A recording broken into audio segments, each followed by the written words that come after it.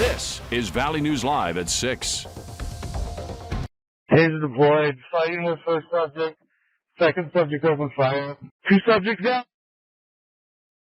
We're learning more tonight about the people involved in a shootout with Wadena County officers over the weekend. Family and friends say the two were brothers with what appeared to be tumultuous relationship with law enforcement. But first, a Valley News Team's crime and safety reporter, Bailey Hurley, walks us through the nail-biting minutes before and after police say one of the two opened fire. 4124, I got him stopped here. 270th, 205th Avenue. I'm not sure what he's doing. What was supposed to be a simple traffic stop Saturday night started going south shortly after a Wadena County deputy pulled over who family and friends have now identified as 42-year-old David Savala.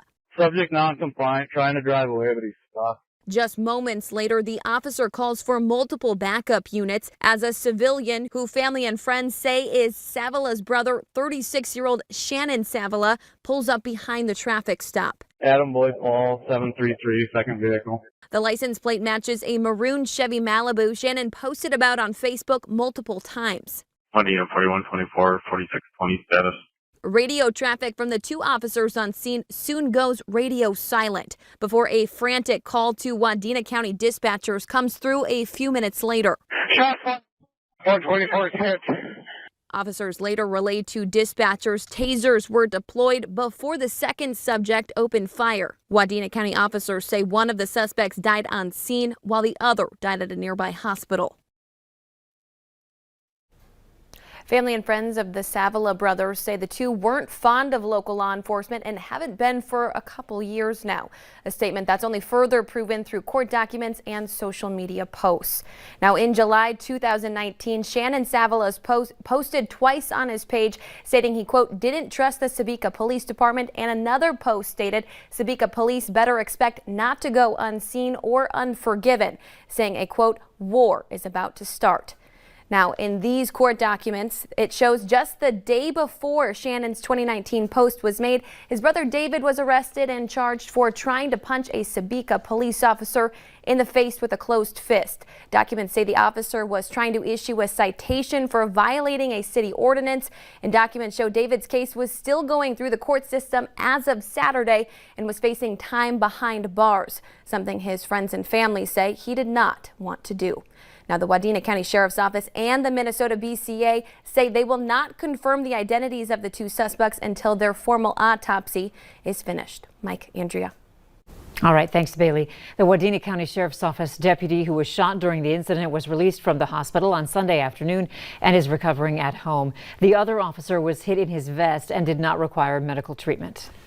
We are on the verge of a very nice stretch of spring weather in the Red River Valley, I say, after some pretty cold temperatures this morning.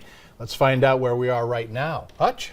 Well, it's been a cold day all day, and a look around the nation shows on this first day of spring, we are the cold spot in the lower 48. A lucky 13 degrees in Fargo, and it's only 81 in Sarasota, Florida.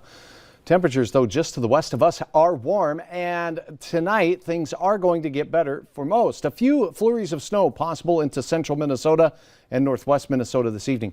Look at our temperatures this evening in Fargo, 20 in the 8 o'clock hour, and it just keeps rising after bedtime tonight with south winds pretty breezy throughout the evening. Coming up, we start tomorrow off on a warm note. I'll have details on how warm we get and maybe more importantly, how long this warm weather sticks around. I'll have those details in just a few moments. Certainly doesn't happen very often where they head up in the evening hours. No, not all the time, that's for sure. All right, thanks, Hutch. The man accused of beating someone to death in November 2019 has pleaded guilty. Daryl Peterson was sentenced to 50 years in prison and must serve at least 28 years with 5 years of probation. Police were called to the Pioneer Manor apartments after a neighbor called 911 because she heard Dwayne Darling call for help. The neighbor found him on the floor covered in blood. Officers found a couple of metal objects with blood on them. Peterson will get credit for the last 475 days he's been behind bars. One of the men charged in a North Fargo murder case has now pleaded guilty. Ring Young was accused of selling meth last May when several gunshots were fired near the Northport Hornbachers. 39-year-old Antoine Lamont White was killed. Court records show all charges against DeYoung were dismissed except for murder. He was sentenced to 15 years in prison with 5 years of supervised probation. One man is in the hospital tonight, arrested after 3 incidents this morning, all in the same part of Fargo and all tied together. Police first responded to a crash at 17th Avenue South and 45th Street South. As they were investigating, there was another call, this time to gunshots on the East Gateway Circle South. Not long after that, a man reported his vehicle was stolen in an armed robbery. The 16-year-old driver who got into a crash in Grand Forks last Wednesday has passed away. Police identified him as Mason Berry. He was driving northbound on Ryder Road when he lost control of the vehicle and crashed into a tree. Police ask anyone with information to call them at the number on your screen, 787-8000. A woman was cited for failing to yield at a stopped intersection after a crash that sent 3 people to the hospital. It happened on Saturday, Highway 1 at the junction of Barnes County Road 22. Thomas Goronsky was southbound on Highway 1, approaching the intersection with Barnes County Road 22. Celeste Piatz was heading westbound on County Road 22 when she entered the intersection at the same time as Goronsky. Goronsky, his passenger, and the 7-year-old girl in Piatz's vehicle were taken to the hospital with minor injuries. They were treated and then released. More than $500 million in forfeited assets from criminal activity has been seized by the state of North Dakota. Nearly $522,000 in cash was seized statewide from August of 2019 to June of 2020. Of that total, $34,000 was returned to defendants and $10,000 went to North Dakota Child Support Enforcement. The remaining amount was forfeited and divided among the agencies involved in the investigation and prosecution of the criminal cases. Childcare workers will be invited by FARGO Public Health to get vaccinated this week.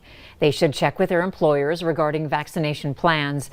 Those who aren't employed by a childcare facility are encouraged to complete a COVID form that will share their contact information with the health department. FARGO Public Health is continuing to vaccinate people in Phase 1A as well as other eligible groups in Phase 1B. The city of Grand Forks is now expanding to Tier 7 and 8 of Phase 1B in the State Department of Health plan. This includes child care workers and those employed by preschools or K through 12 grade.